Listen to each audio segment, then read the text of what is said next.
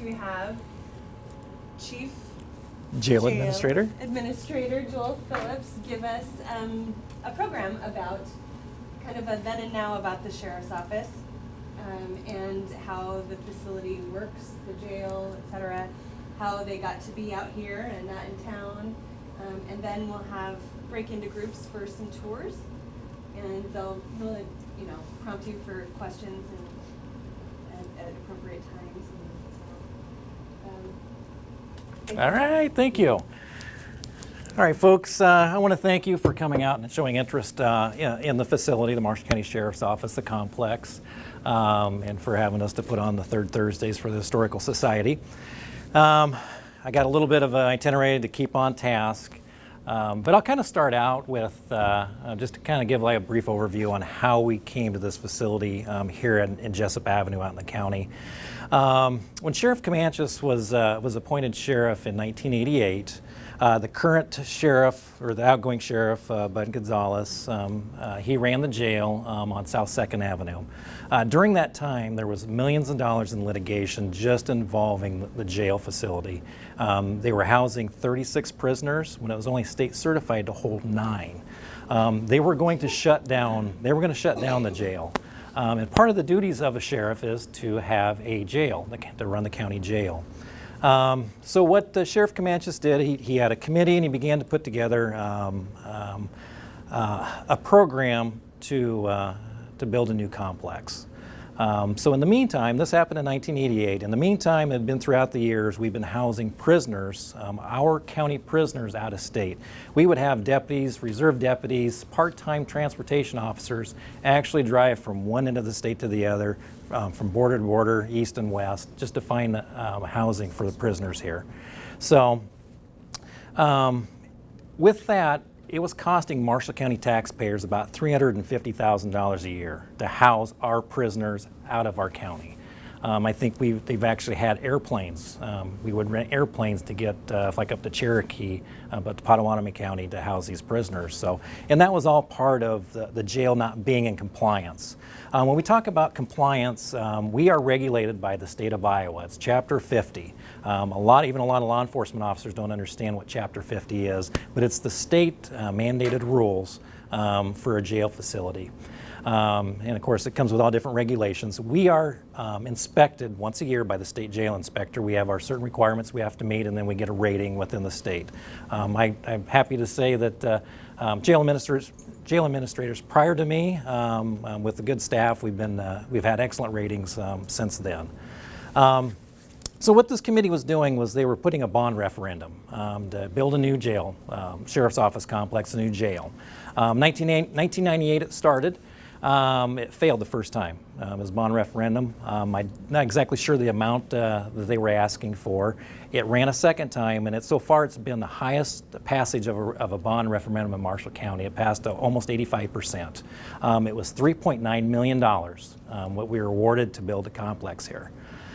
So what we started to do is we got some costs. Sheriff Comanches and his staff toured the country, the United States, to come up with a plan, a design to build a modern facility that would not only serve our needs at the current time in 1999, but also into the future.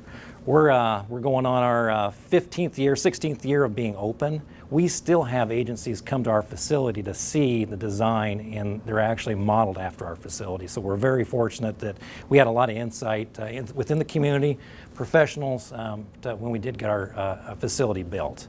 And as we kind of go through the tour, you'll see different things, and you may ask questions why it's this way, and we'll kind of stop and we'll talk about that, and we'll kind of go over that. But when they moved out here, and part of the reason for the bond referendum passing was because it was repurposing a building, a facility that the county already owned.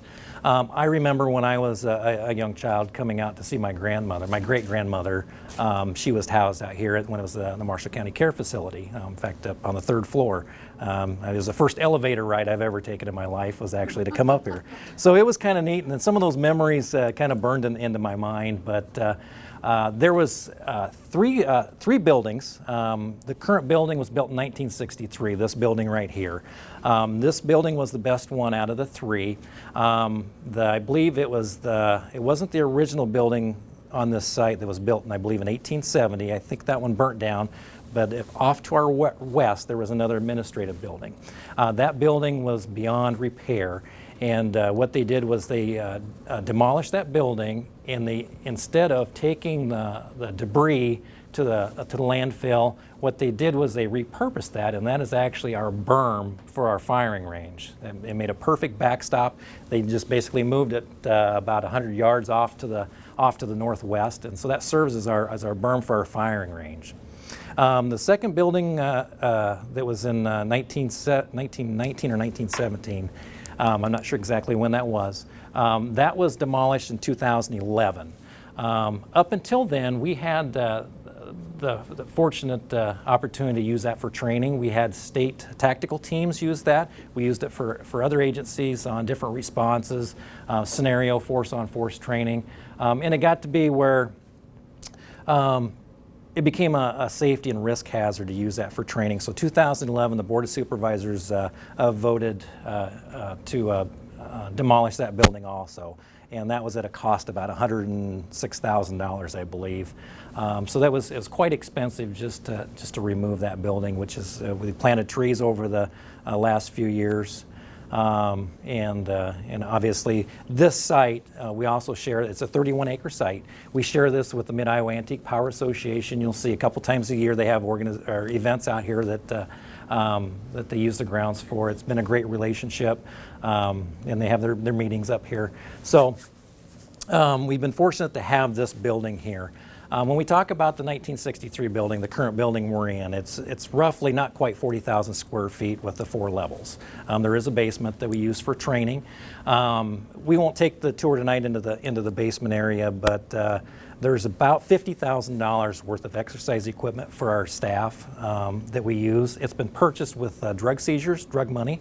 So we repurpose that money in our forfeitures for the betterment of the agency and the officers and the jail staff. We'll be taking the tour over in the new building. It's about a 25,000 square foot facility. It's a solid concrete. You'll notice that there's no windows until you go into the housing units. We won't go into the housing units for obvious reasons, but we use natural light, skylights. So it brings a lot of natural light into the facility and reduce costs. We talk about reducing costs. We are fortunate to have Lucas Badke.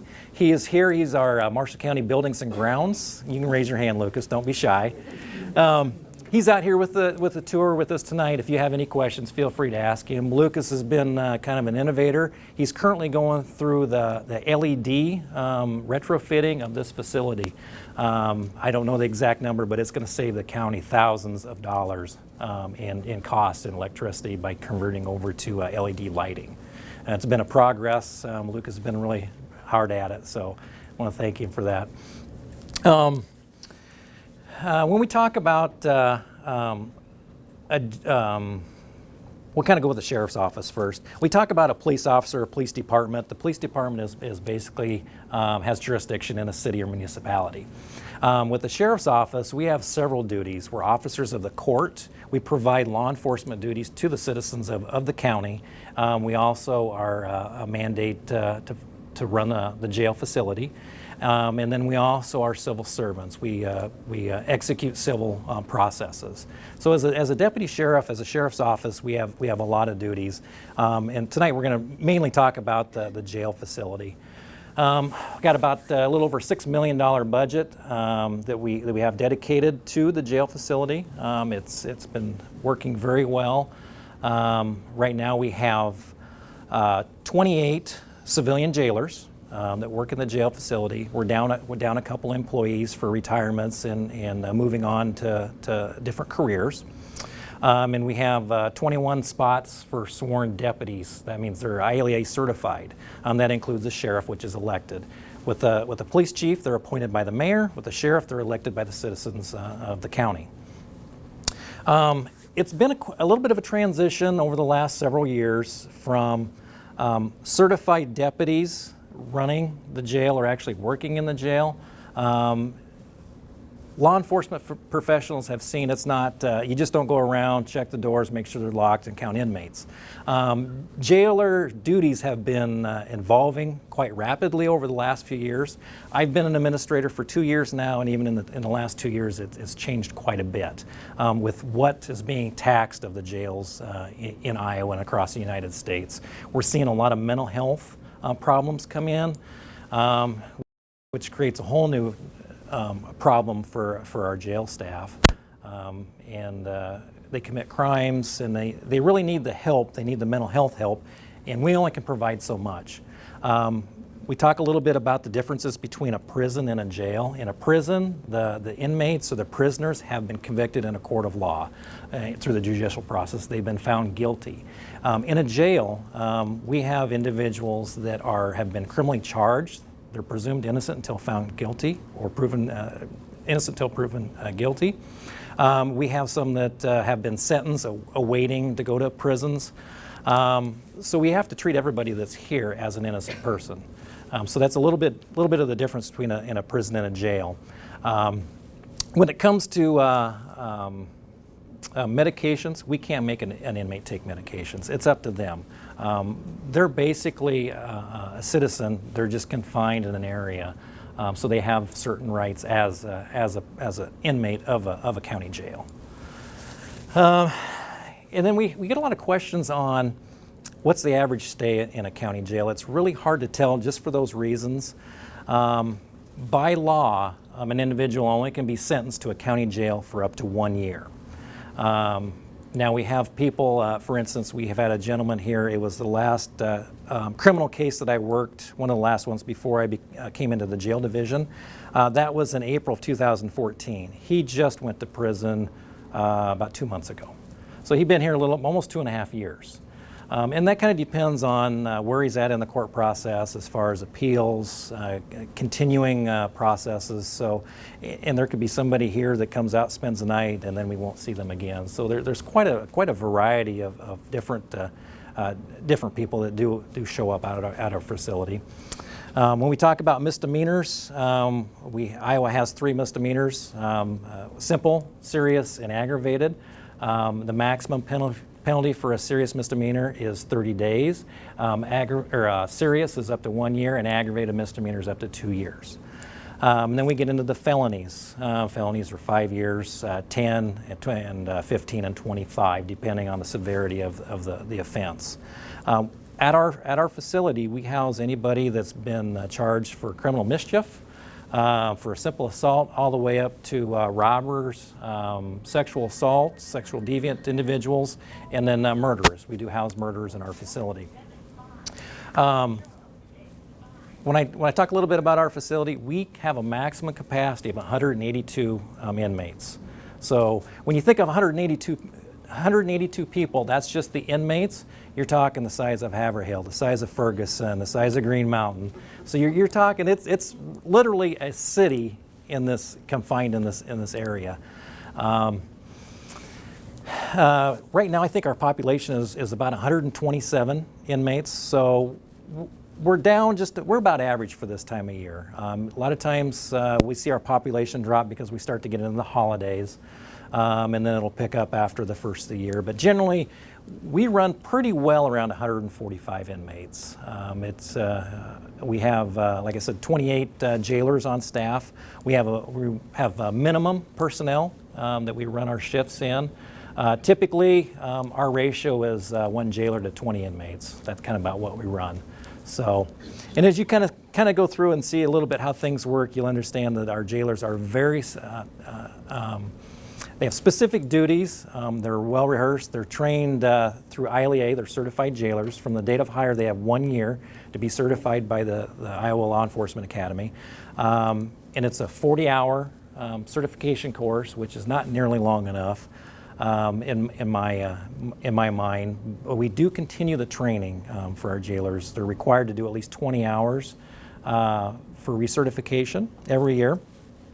They're trained on how to use weapons. They're trained on first aid. They are first responders. They're trained on mental first aid through the legal process. court transports, restraints. It's a wide variety of different topics that they do cover. Civil rights is a big issue, is one of the biggest liabilities that we have, is to make sure everyone's rights and needs are met. And that's part of the duty of the sheriff's office for a jail. We do house federal prisoners. When I talk about our population is 127.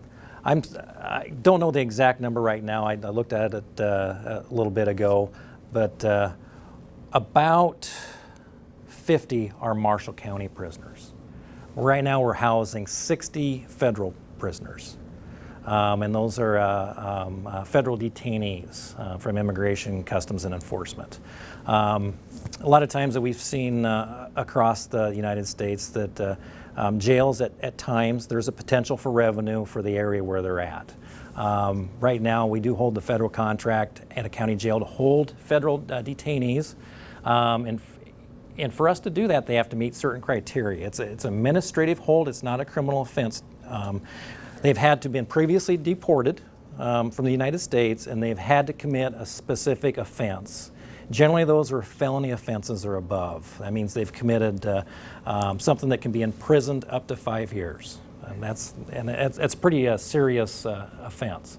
That's the criteria that ICE uses that we can hold them in our facility. And then when we talk about revenue, right now we're talking right around $500,000 for revenue for Marshall County. So you see the impact that has within our county. That goes into the general fund. It doesn't stay at the sheriff's office. That goes into for county services. So the potential is there, obviously.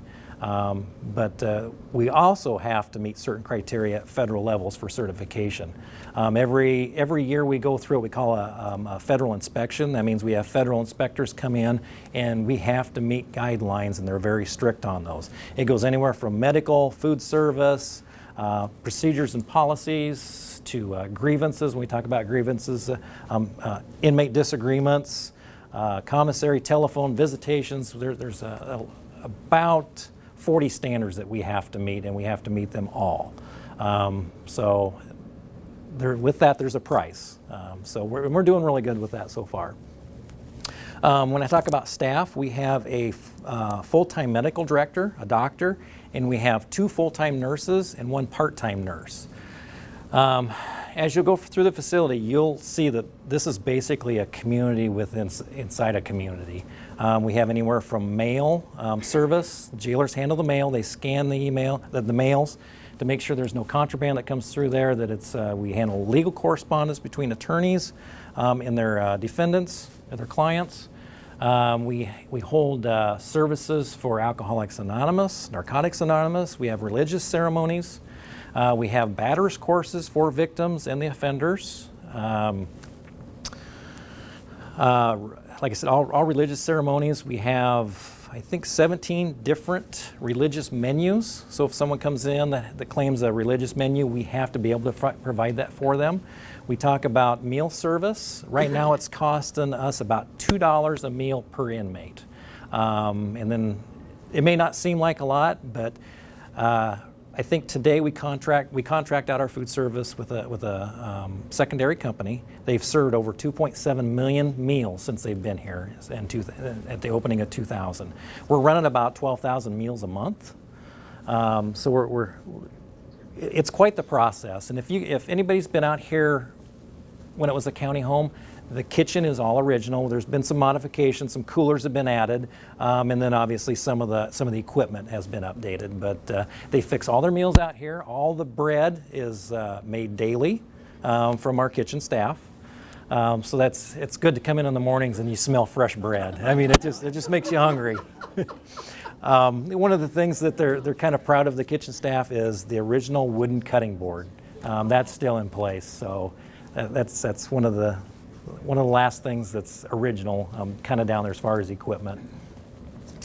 If I can kind of keep on track with everything. And then we talk about meals. Everybody says the jail food is terrible. We don't get enough. It's based on a 3,100 calorie a day. So if you know that the adults, most of our inmates, they actually gain weight while they're here. So, and the food is really good. The staff eat the food, not all the food that the inmates eat, but we do eat here. We do have a cafeteria and a salad bar for the staff. Because obviously we cannot leave our posts. We take our lunch breaks when we can get them, and then we get back to work. So a couple different programs that you may have heard of in the community is we do have a work release program. If someone has been convicted of a crime, they have an option for a work release. We want that individual to maintain employment. So we work with the court system, we work with the individual and the employers, and basically kind of how that works is once they meet the requirements, they will go ahead and go to work, just like anybody else, like a normal citizen would do, and they would come home or come to the jail after their work, and then they would be checked in, they would be fed, and they get their bed, and then in the morning they get up and they go back to work. So it's just basically a stay at the jail. And that's what our work release program. We have an AIP program, which is an alternative to incarceration program. You may have seen some of the workers around the courthouse on the weekends. What that is individuals been convicted to serve a certain amount of time. A lot of times we see them 24 hours, 48 hours, or 72 hours. Convictions where they have to do either operating while intoxicated or a domestic where they have to serve a certain amount of time. What they'll do is they come to the jail, they check in with our work release coordinator, or our AIP coordinator, and then they are assigned to a specific area for the day, and they're watched by a jail staff. They basically go into an organization, whether it's a nonprofit or if it's a county organization, and they provide cleaning services, some laborers, some mow the yards, pick up leaves, rake leaves, trash. For instance, what that program is saving is when they go to the courthouse, it was costing the county about $80,000 to $100,000 a year for janitorial services at the courthouse. The AIP workers take care of that. So you kind of see the incentive and the cost savings that these programs save. When we talk about the operations at the jail, feeding that many meals, 12,000 meals a month, we have kitchen trustees, and what they do is they can sign up if they meet the minimum requirements for employment through our trustee system, and they have to meet some physical standards. They come down and they work in the kitchen. They actually prepare the meals, they serve the meals, and they clean the areas, and that's a kitchen trustee. And then we have laundry trustees. They actually do the laundry for the inmates.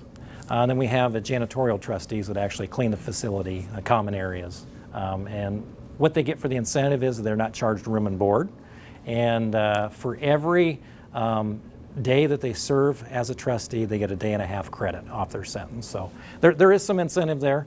Unfortunately, it's kind of like the workforce out in the public. It's hard to get people to work sometimes.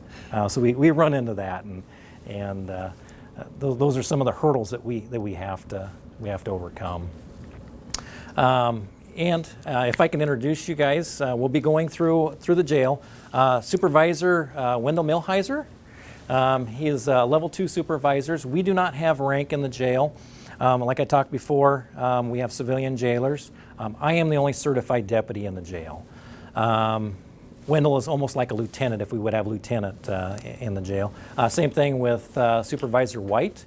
Supervisor White, he's been here for 17 and a half years. So he actually started out at the old jail and then transitioned over here. He's got a lot of knowledge, so feel free to ask Supervisor White any questions. I talked about the litigations. One of the things that kind of give you an example of how bad the jail was is they thought there was a dirt floor in a certain section of the jail. It was just the dirt buildup. There was 9 inches of dirt buildup in a concrete floor. So you kind of see how they've transitioned to this facility. We do pride ourselves on the cleanliness of our facility. As we go through, it's going to spark some conversations and some questions. As far as we don't have a lot of diseases come through here that are transmitted. You might say the flu, colds. We have an air system that exchanges the rate in all the cells 6 to 8 times a minute, or an hour, excuse me. So all that fresh air is being pumped in, and the exhaled air, the old air, is being pumped out. So we have a really good luck with isolation of any diseases. So Medical staff does a real good screen on the individuals that come in. And if we have somebody that has a problem, we isolate them in medical isolation, and then we take care of them that way.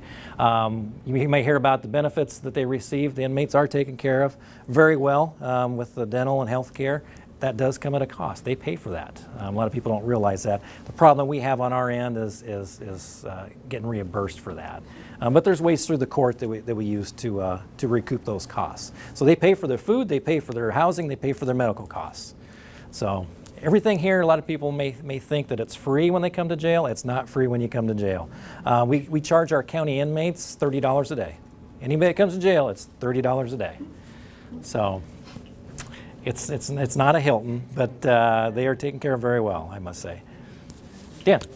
Okay, you charge them $30 a day and say they don't have any money. How do you get the money? That's a good question, Dan. What that is when they leave here, we fill out a room and board sheet. That sheet is filed with the clerk of court in the state of Iowa and Marshall County. So anytime there's restitution paid, they have to pay on those fines, and it's collected either through their tax returns and incentives like that. So our return on the dollar, I would like it to be better, but we do get some funds back. But so. If they're out working, can they garnish their Yes. wages? Yes. And to participate in the work release program and the IB program, one of the requirements is they have to pay for their room and board in advance.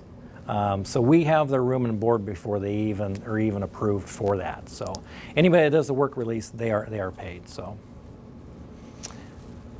anybody else, real quick? What's the ratio of men and women? Right now we're running about, I could be off on my numbers exactly, about 13 to 14 women. And then our men in the upper 80s, 90s. Typically, women, we have less women. We do house juveniles. We are certified to house juveniles. Most of our juveniles are out of county. Polk County, we house them, and then Scott County. So we do, most of the time, if you hear a juvenile that's been on the news in Polk County, they're coming here. And the reason for that is they have a juvenile hall, Meyer Hall, and if they meet a certain requirement, if the offense is so severe that they can't be put into a group home, they have to hold them in a facility. And holding juveniles is a very difficult certification. You have to meet certain requirements. We're fortunate enough to have those. We meet those requirements. So instead of staffing a whole wing, I think their wing holds 100 juveniles. But the problem is the cost for them to man and meet the requirements that's set forth by the state to monitor, to house those juveniles. It's more cost effective to have them shipped out to other facilities that are. And as you kind of see as we walk through, we're set up fairly well. Juveniles, adults, we have to at least have physical eyes on. We have to see that person every hour. But our policies, we mandate we see them every hour. So every hour we're going to see and have contact with that individual. With juveniles, it's every 30 minutes. So you can kind of see the different requirements when it comes to juveniles and adults. So, yes? Is the doctor here all the time? He is contracted. He does rounds once a week. If we have an emergency, he will show up. Our nurses are here 24 hours. Well, I shouldn't say. They're here about 16 hours a day, and then they're on call 24 hours. Most of the time, if we have a medical emergency, a lot of times we use the ambulance or first responders to transport them to the hospital. We've had anything from childbirth. We've had people give birth here, and unfortunately, we have had deaths in our jail. Those are far and few between. I think it's been at least 15 years since the last one, and that was suicide. Sometimes we try to do everything. When we go down, you'll kind of see how we deal with suicidal subjects and how we prevent that, how we protect them. But sometimes we just can't. If someone wants to do that, it's hard to stop. Have they ever faked anything, say, oh, I'm real sick? Oh, yes. Yes.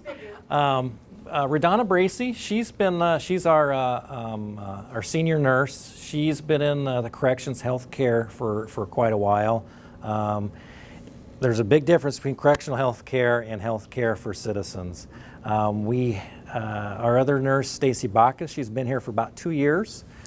She had a very difficult time. As a medical provider, you want to help somebody. When you come out to a correction facility, they want something. Whether they're injured or not, they will do anything, they'll manipulate to get what they want. So a lot of times they would fake seizures and the fake illnesses, and a lot of times it has to do with addiction, unfortunately. So there's certain medications that we use in the correction, medical correction area, and there's some that we try to avoid, but we do look out for that. It's very difficult, very difficult. I think we've had one fake a pregnancy and a miscarriage. I mean, seizures, heart attacks, you name it. But the nurses do a very good job of determining whether it's actually real or fabricated. Can I ask, where do you get your pharmaceuticals? Right now we have a contract with Hy-Vee. We contact with them, so every day we make a pharmaceutical run and we get medications. Our nursing staff has a big task. A lot of times with the individuals that come out here, they're either abusing medications or they're not taking their medications, and that kind of leads a little bit into the mental health issue that we're having. We have one inmate that he committed a criminal offense. It was not violent, but it was a criminal offense, and it warranted arrest. And what we kind of found out 6 months later, we found out that it was from his medications. He wasn't taking his psychotic medications. He started to digress, and he committed a criminal offense. Once he got back on those medications, the nursing and staff had gotten him straightened out. He was a totally different person. I think the monthly bill for those medications was around $3,000. And somebody that's unemployed, homeless, they can't afford those type of medications. Unfortunately, then it comes back once they're in the judicial system, into the corrections, the prisons, the jails. It falls on the taxpayers, unfortunately. But that's kind of the vicious circle of health care. Yeah. Since we're going to get a new sheriff for the first time in decades, will that affect any of the staffing or? I mean, your employment's taken care of. The shirt. In part, yeah. Depending on, since this is a new cycle for sheriff. Sheriff Comanches is not running for re-election. Obviously, he made that known. We have the potential of having we will have a new sheriff. That's up to the sheriff to make the changes of the agency. Myself, I'm in administration. I'm in third in command of the sheriff's office.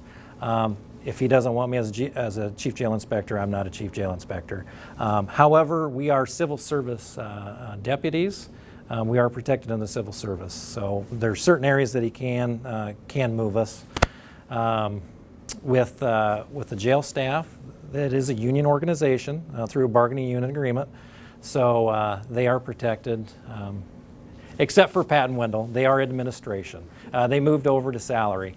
The bargaining unit, when we talk about unions, they've done a very good job of filling that gap between hourly and salary. Administration is the only employees right now that are salary.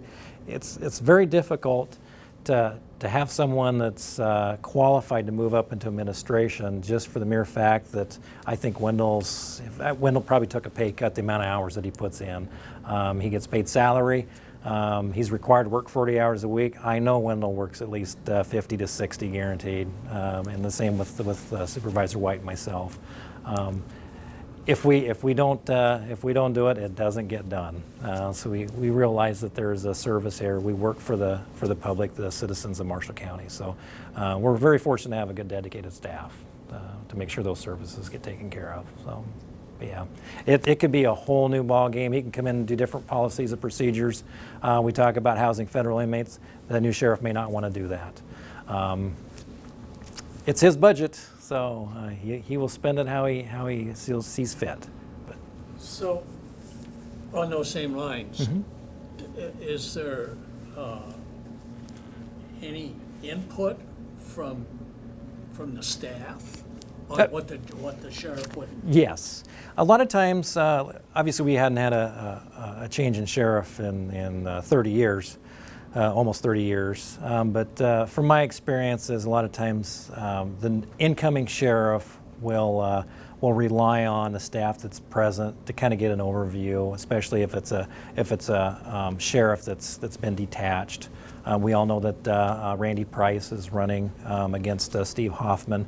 Steve's been here for 25 years. He kind of knows how it runs. Randy has also been here, but a lot of times that's kind of up to us as employees of Marshall County to inform that incoming sheriff on how things operate and what we feel best and some input. But generally, it's input from employees and it's a cooperation of everyone to make sure all the needs are met. So. I have a Yeah. question. Did I understand it right when you said that the sheriff's deputies take care of the county? Yes. And then the police department takes care in Marshalltown? Why do we see sheriff deputies appearing to be doing functionings in the city area? Because I've noticed that. Yes. The city falls in the city of Marshalltown. A lot of times when our we talked about civil service, basically original papers, garnishments, writs, evictions. That's part of the civil processes. And a lot of those do happen in Marshalltown. We do assist Marshalltown with law enforcement duties. We're certified and authorized to go anywhere in the state. By our policy, we're confined to Marshall County and 5 miles beyond. We all know that crime has no boundaries. So a lot of times, if we're doing civil processes in Marshalltown, we can be doing joint programs, and we can also be doing enforcement also. We do have where we get our fuel, that's in the city. So there's different various reasons we travel through there. We make it known that we are in the area. So if I answered your question. Well, Good. I just Yeah. had seen Yeah. them like stopped and like they were doing, I wondered if it was illegal people Oh. or something like that was getting picked up. I mean. And a lot of times, when I talk about civil processes too, we do take mental commitments, civil commitments. A lot of times if a family member or a concerned person petitions the court for a mental or substance abuse evaluations, we get those orders through the court. And then it's up to us, it's our duty to locate these individuals and make contact and take them into custody and make sure they get to where they need to go, whether it's another healthcare facility or a substance abuse evaluation. So we have a lot of different duties that take us throughout our travels. Yes. I notice in the paper when there's a property transfer that some of it is from the county sheriff well, it could be a bank or another property place. Why doesn't the county attorney handle things like that instead of the sheriff? I'm sure there's a reason. Yeah, that is the part of the duty of the civil processes of the sheriff. We do have sheriff's auctions if an individual or a firm is default on their property taxes. We do take those properties and we hold sheriff sales. Depending on what day, how many we have day of the week, we actually facilitate the sale of real property. Many of you may know back in the 80s, it was one of the tough times in agriculture where a lot of agricultural businessmen, farmers overextended themselves. That was one of the difficult tasks of the sheriff's office to actually go out and execute those services. So we would actually take possession of property and we would hold it for sale. It's a hard time for everybody during that, so it's one of the duties of a sheriff. So yeah. Mm-hmm. Yeah. When somebody's arrested, like in the evening, he's arraigned the next day. Yes, he will have his initial. And is that video? Yes, it is. And is all of the video or? Yes. Depending on the time of the day and the availability of the judges. Anybody that comes to our facility, they have a peace officer directed to take an arrestee directly to the most accessible magistrate. So a lot of times, say supper time, say now, if someone's picked up arrested criminally on an arrest warrant, the There's not a magistrate. We don't have night court. So we're kind of the temporary holding facility for Marshalltown Police Department. They bring their prisoners out to us. We intake them, we book them in, and then they will see the judge in the morning right around 8:30. And when we go on the tour, we'll show you the courtroom where it actually happens at the public viewing area, and we'll kind of show you the process of if someone's arrested, kind of what happens. If they're held after initials within 24 hours, what happens to them, and actually going into the population in the services that we can provide. So we'll kind of go through that. So. Is the city charged for that time that city? No, they are not charged with that. That's a service that we provide. Marshalltown is in Marshall County. That individual is charged for that room and board. There's been some talk about over the advances over the last couple of years, we've entered into implemented a joint records management system. That's what all of our records, anything that happens gets documented. Everybody knows it's documentation, documentation, documentation. We have a jail RMS, records management system, and then we have a sheriff's office management system that has to do with the criminal, the civil processes, the invoices, the expenses, and now Marshalltown is on that same system. So we're a lot connected, so we're using a lot of our services together from a municipality or a city to the sheriff's office. So we're kind of combining our resources. So with that system, there had been a time before where the police department, if someone is arrested and it was an indictable offense, they need to have their picture taken and they need to have fingerprints. They would do that process at the police department, then they would transfer their prisoner out to us. Now everything's done at our facility. So it's kind of streamlining some things a little bit.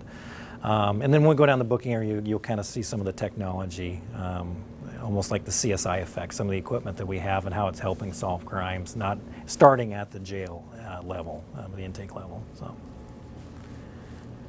What do you see happening when Marshalltown gets their own police department jail built? How is any other changes you think might? I don't think so. I really don't think so. I think we'll still we'll work very well together.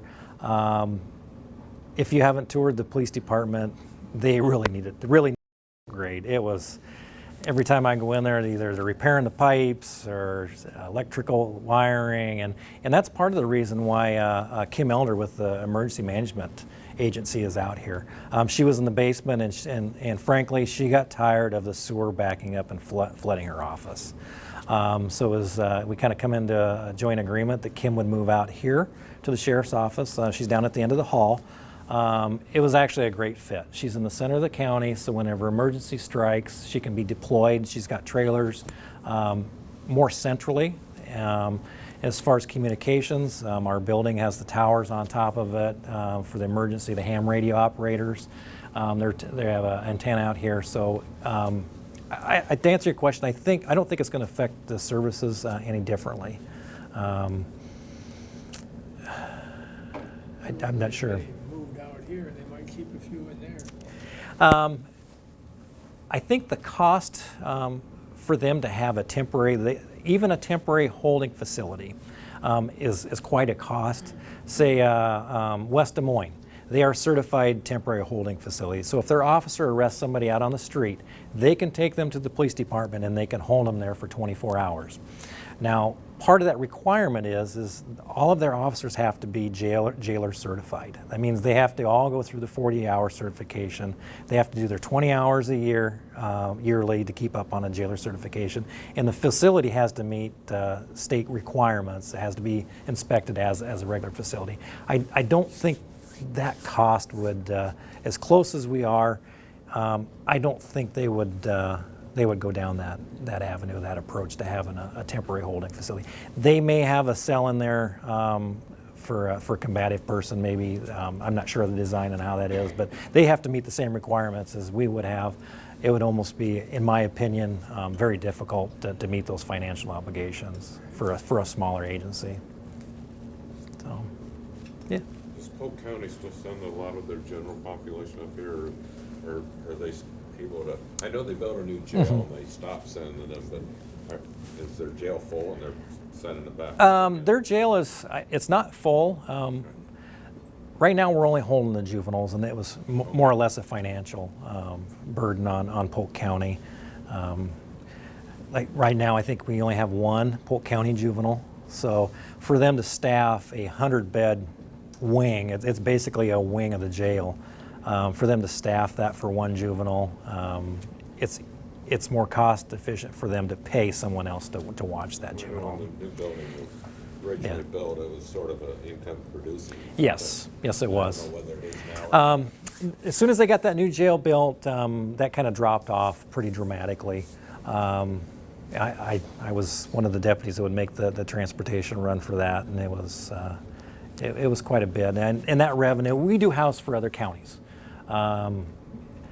Marshall County has kind of the history of, if there isn't a county jail that can handle an inmate or able to deal or provide the needs, they come to us. Our staff is very well trained. They know how to handle these individuals.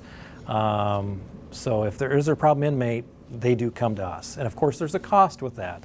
And we pass that cost on to the agency. So it's very difficult. The only other option, if a county jail's having a problem with an inmate, their only other option is a state facility.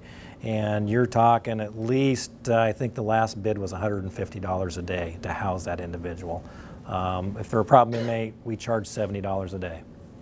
That's just for the extra staff that we need. So it does generate some revenue, but it comes with its cost. I mean, that inmate's very difficult, and our staff has been really good. If we have an inmate that's been a problem in one facility, a lot of it comes down on the design of the facility and the training of the corrections officer, the jailer. We've had facilities come to us say, we cannot handle this person. They're just combative, they're angry, they're tearing everything up. They've come here and we haven't had a problem with them. So, and I think a lot of it is on the personality, the respect. Like the staff lets inmates when they come in here, we're going to treat you as you treat us. So if you treat us with respect, we'll treat you with respect. And a lot of this you'll see is direct supervision. We're a direct supervision jail. For an example, our male general population holds 78 males in our housing. There's one jailer in there. He's actually in the housing unit with 79 or 78 male prisoners. What Sheriff Comanches has found out is that direct supervision, that face-to-face contact, is you can solve their problem, and there's less problems that arise if you're talking to them face-to-face instead of talking through them through bars or pushing a button through a speaker. So a lot of the resolution occurs with that face-to-face contact between staff and the inmates. So, yeah. How big is the Newton facility? They got quite a few prisoners quite a while back, didn't they? Shipped down there? Yes, they did. In fact, Newton facility has been designated the state of Iowa sexual predator, sex abuser housing units. I don't know what their population is now, but that's. I know somebody works down there. And we talk about people that want to get into the profession. It's become such a specific profession. You have to be trained in certain areas, and you have to be good at it. The DOC is down. They're having a hard time getting people to work. I know they're down at least 100 in Newton jailers. It's long, hard work. You come in, you deal with the same people, and unfortunately sometimes you get a dim outlook on society because you're kind of dealing with the worst of the worst. But then there's also, on the other hand, there is some good stories. We've had a female came in, it was about a year and a half ago.